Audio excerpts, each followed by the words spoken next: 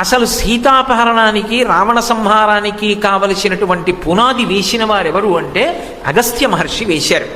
అటువంటి అగస్త్య మహర్షి పరమకీలకమైన సన్నివేశంలో మళ్ళీ జోక్యం చేసుకున్నారు.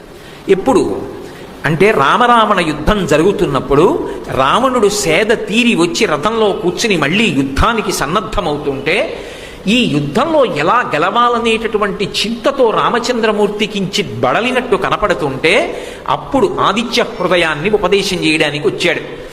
వచ్చి తతో యుద్ధ పరిశ్రాంతం సమరే చింతయా స్థితం రావణంచగ్రతో దృష్ట్వా యుద్ధాయ సముపస్థితం దైవతైశ్చ సమాగమ్య ద్రష్టుమభ్యాగతోరణం ఉపాగమ్య బ్రవీద్రామ అగస్త్యో భగవాన్ ఋషి రామ రామ మహాబాహో శృణుగుహ్యం సనాతనం ఏన సర్వానరీన్ వత్స సమరే విజయిష్యసి ఆదిత్య హృదయం పుణ్యం సర్వశత్రు వినాశనం అని మొదలుపెట్టాడు.